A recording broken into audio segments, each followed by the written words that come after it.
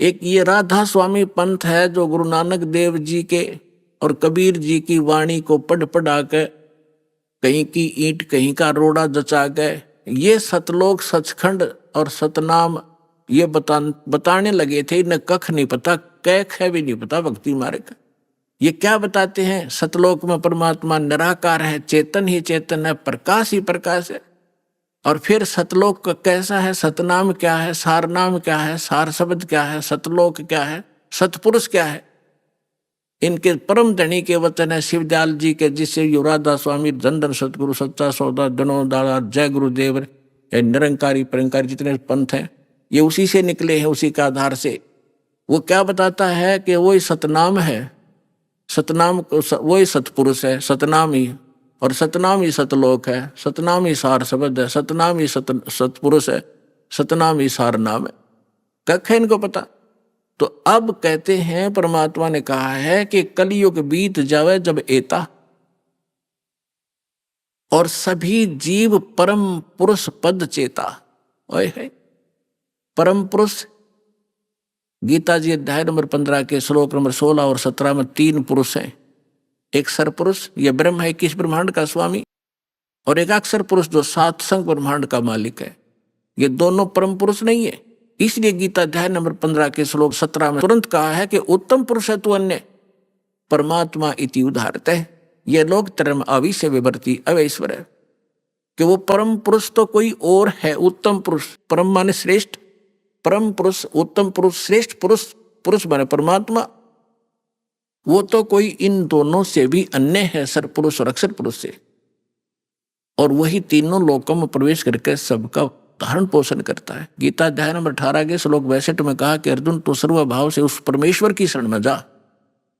एक ईश, एक ईश्वर, एक परमेश्वर। ईश ये सरपुरुष है और ईश्वर ये अक्षर पुरुष है। परमेश्वर वो परम अक्षर पुरुष है, परम अक्षर ब्रह्म है। तो उस परमेश्वर की शरण में जा, उसकी कृपा से ही तू परम शांति को और सनातन परम धाम को प्राप्त होगा। सनातन शाश्वतम स्थानम, सदा रहने वाले अविनाशी स्थान को प्राप्त होगा। गीता अध्याय नंबर 15 के श्लोक नंबर 4 में कहा कि तत्वदर्शी संत की प्राप्ति के उपरांत उस तत्व ज्ञान रूपी शस्त्र से अज्ञान रूपी अंधकार को काटकर उसके पश्चात परमेश्वर के उस परम पद की खोज करनी चाहिए, जहां जाने के बाद साधक फिर लौटकर संसार में कभी नहीं आते। और जिस परमेश्वर ने सारे ब्रह्मांडों की रचना की है, केवल उसकी भक्ति करो और सब भक्ति त्याग दो, तो परमेश्वर के उस परम पद को खोजना चाहिए। तो यहां परमात्मा वही बात कह रहे हैं कि कलयुग बीत जावे जब एता, और सब जीव परम पुरुष पद चेता, उस परम पुरुष के उस परम पद की के सभी परिचित हो जाएंगे, उसके सभी ज्ञाता हो जाएंगे कि कोई सतलोक है जहां परमात्मा रहता है। वहां जाने से हमारे को सब सुख मिलेंगे, जन्म और मृत्यु का ये झंझट मिटेगा। अब यहाँ तो आमा संग जन्म हो गए, भटकता ने, मरते और जन्मता ने, सारा जीवन संपत्ति जोड़ने में लगे रहते हैं। 1 मिनट में मृत्यु हो जाती है, वो जोड़ा जाड़ा यहीं रह जाता है। आप गधा बनकर कुम्हार के घर खड़ा होता है। ये कोई सांग है, कोई जीवन है? क्या लक्ष्य लेकर जी रहे थे हम? तो यहां पता चलेगा कि सब जीव परम पुरुष पद चेता, उसके परिचित होंगे, उसके ज्ञाता होंगे कि सचमुच वहां जाने से पीछा छूटेगा। जैसे आपकी मृत्यु हुई, फिर जन्म हुआ, परिवार बन गया, कैसा अच्छा लग रहा है? बहुत अच्छा। और 1 मिनट का भरोसा नहीं, क्या बिजली गिर जाए पूरा परिवार नाश हो जाए, किन कारणों से? तो परमात्मा ने कहा कि यहां से तो आपने जाना ही पड़ेगा, जाना पड़ेगा, लेकिन ऐसी भक्ति करो, ये भक्ति, और यहां से पुनर्जन्म की इच्छा मिटाओ। जहां आशा ता बासा होई, मन कर्म वचन सुमरियो सोई। अब भक्ति करो जब तक यहाँ हो अपना यहाँ की, क्योंकि हम यहाँ रह रहे हैं तो हमारा ये कर्तव्य कर्म यहाँ भी करने पड़ेंगे। लेकिन अब जो काम आप जिस उद्देश्य से करते थे, माया संचन करने के लिए, कोठी गार्डन खातिर, या थोड़ी सी स्पीड कम कर दो। और किस लिए कर रहे हो? बच्चों का ब्याह करना पड़ेगा, लड़की होगी 2, कैसे ब्याह होंगे, दहेज देना पड़ेगा। नहीं, कुछ ही दिनों में ये सभी समाप्त करेंगे। कोई दहेज ना लेगा ना देगा, लेगा ही नहीं कोई। उसको पता चलेगा क्यों ऋणी बना मैं, आज मैं पैसा ले रहा हूं, कल मैं इसका गधा बनकर पूरा करूंगा, बैल बनकर करना पड़ेगा, कोई भैंस गाय बनकर इसके घर बंधना पड़ेगा, क्यों सिर में दर्द कराया। तो पुण्यात्माओं, जब तक ये ज्ञान नहीं था हम एक दूसरे से ऐसे जुड़ते चले गए, संस्कार बढ़ा लिए हमने। अब सतलोक चलने के लिए हमने इन संस्कारों को सीमित करना पड़ेगा, ताकि फिर से टांग उलझी ना रह जाए, को पल्ला हमारा कहीं कांटे में फंस ना जा और हम यहीं रह जाए। तो इसलिए, और मकान बनाओ, ठीक है, आपको जैसा परमात्मा ने पूर्व संस्कार से दिया है मकान बनाओ, कोई घना लोग दिखावा ना करना चाहिए इसमें। टाइम पास करने के लिए चाहे एक झोपड़ी दे भगवान और चाहे किसाई मकान दे, अपनी भक्ति करना उद्देश्य समझो। प्राकृतिक आपदाओं से बचने के लिए मकान की आवश्यकता, ये शेड डाल रखा है, पर्याप्त है। ओले नहीं पड़े सिर पर, नहीं ना, जैसे हम भक्ति कर रहे हैं, खाना बना रहे हैं, तो उससे बचाव करना ताकि हम भक्ति निर्बाध कर सकें। इसलिए मकान की आवश्यकता, प्राकृतिक आपदाएं हमें सीधा अटैक ना करें और हम भक्ति कर सके, इसलिए ये मकान और झोपड़ियों की आवश्यकता। ना अन्यथा चाहे यहाँ पर सोने का महल बना दे, एक आने का नहीं, वो व्यर्थ है। तो परमात्मा कहते हैं राम रटत दारिद्र भला और टूटी घर की छान, वो सुंदर महल किस काम के जहां भक्ति नहीं भगवान। राम रटत दारिद्र भला, दारिद्र माने बिल्कुल निर्धन, राम रटत निर्धन भला। और जिसकी छान भी चाहे थोड़ी बहुत कमजोर हो, टूट गई हो, थोड़ी फिर ला लेगा, ठीक कर लेगा फूस ला करके। और वो कंचन महल किस काम के, सुंदर महल किस काम के जहां भक्ति नहीं भगवान। तो इसलिए आप जी को ये परमात्मा का ज्ञान दिया जाता है ताकि आपका उद्देश्य, लक्ष्य जीवन का एकदम बदले, चेंज हो, और आपके प्रबल इच्छा हो कि हम सतलोक जाएंगे। और वहां अब इच्छा कब बनेगी, जब आपको दृढ़ विश्वास हो जाएगा कि सचमुच कोई ऐसा लोक है और वहां जो सुविधा बताई जाती है, आपका ऐसा ही घर होगा, परिवार होगा। अब जो बच्चे आपके हैं और आपके संस्कार से जुड़े हैं और भक्ति कर रहे हैं, कोशिश करो, अगर आपको इनसे प्रेम है, इनमें लगाओ। ये तो ममता ऑटोमेटिक है, ये हैं भगवान के बच्चे, आपके नहीं हैं।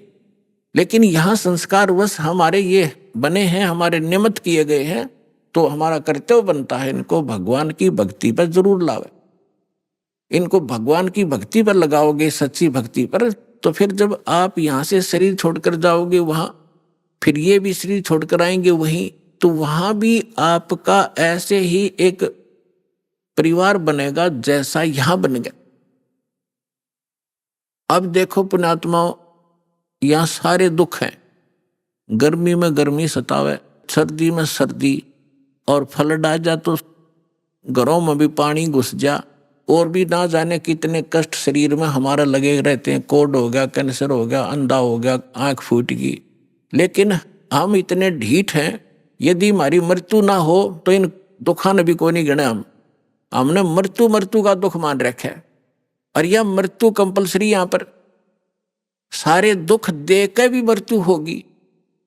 अगर हमारी मृत्यु ना हो यहाँ, और परिवार हमारा देख कितना प्यारा लगता है, क्या हम मरना चाहते? नहीं, कोई नहीं चाहता। लेकिन यह मृत्यु डेफिनेट होगी और आप भी मरोगे, और ये जो बच्चे जिनको आप अपने मान रहे हो, ये भी शरीर ना जाने आपके सामने चले जाएं। तो इससे मन हटाओ, आप वहां जाओगे सतलोक में, आपका शरीर ऐसा होगा, कभी वृद्ध नहीं होगे, जरा नहीं होगा, जरा माने वृद्ध अवस्था, और मृत्यु नहीं होगी, सदा युवा शरीर रहेगा। और वहां आपके जो है ना घर, बड़े बड़े बड़े महल जो आप खाली छोड़कर आए हो, वहां आपके खाली पड़े हैं। आप गलती से इस काल के साथ लगकर यहाँ आ गए। जिन्होंने ये सृष्टि रचना सुन रखी होगी, उनको ये बातें आसानी से समझ में आ रही होंगी।